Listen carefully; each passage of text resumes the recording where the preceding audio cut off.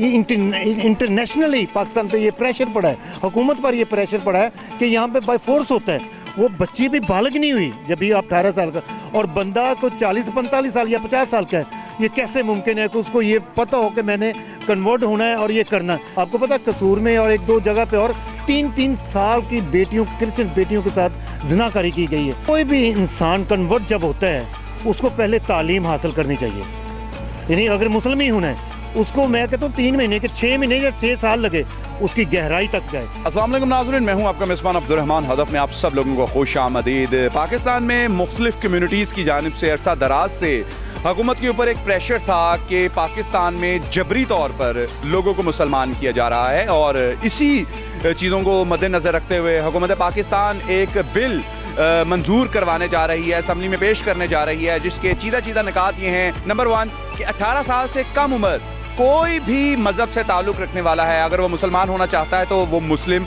नहीं हो सकता, उसका मज़हब तब्दील नहीं हो सकता। नंबर 2, अगर वो मुसलमान होना चाहता है फिर भी तो प्रॉपर सेशन जज की अदालत में उसे पेश किया जाएगा और वो 3 माह 3 डेटों पर पेश होगा। और अगर उन 90 दिनों के दौरान उसका जहन कहीं बदल जाता है माँ बाप की हमदर्दी में या इमोशनली ब्लैकमेलिंग में, या वाकई उसको जबरी तौर पर मुसलमान किया जा रहा था, तो जनाब फिर उस पूरी टीम के खिलाफ कार्रवाई होगी। आज इसी सिलसिले में पूरी दुनिया में हेल्प डे मुतारिफ करवाने वाले जनाब विल्सन असगर, जिनका ताल्लुक क्रिश्चियन कम्युनिटी से है, हम उनके पास मौजूद है और उनसे पूछेंगे कि उनको जो तहफ़्फ़ुज़ात है क्या इस बिल में पूरे होते नजर आते हैं या नहीं। कम्युनिटीज की जानिब से प्रेशर था कि जबरी तौर पर लोगों को मुसलमान किया जाता है, लड़कियों को जबरी तौर पर मुसलमान करके उनके मजहब तब्दील करवा कर उनसे शादियां की जाती हैं। क्या आप इस बात से मुत्तफिक हैं?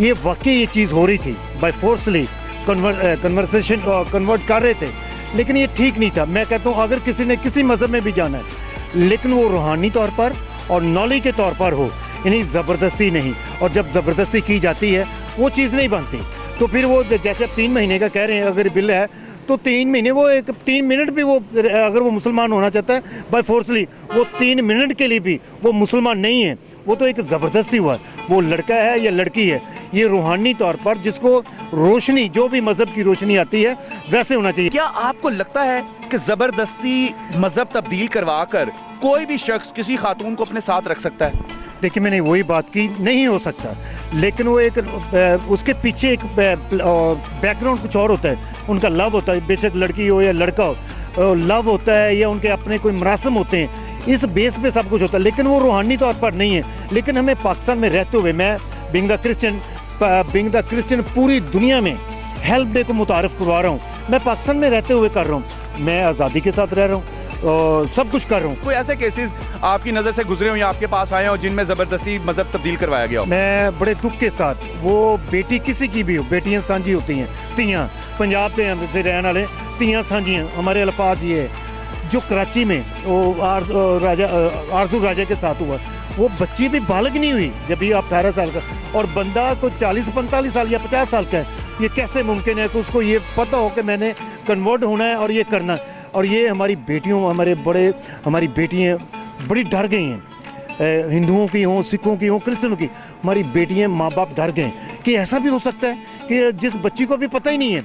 आपको पता कसूर में और 1-2 जगह पे और 3-3 साल की बेटियों, क्रिश्चियन बेटियों के साथ ज़िनाकारी की गई है। तो 90 दिन बाद अगर वो अपने मौक़िफ़ से चेंज होता है तो वो इस कानून के मुताबिक जो नया बिल आ रहा है, वो जो बंदे उसकी रहनुमाई कर रहे थे वो उनको भी 3 से 5 साल सज़ा होगी। इसके बारे में आप क्या कहेंगे? कोई भी इंसान कन्वर्ट जब होता है उसको पहले तालीम हासिल करनी चाहिए, यानी अगर मुस्लिम ही होना है उसको मैं कहता हूँ 3 महीने के 6 महीने या 6 साल लगे उसकी गहराई तक जाए।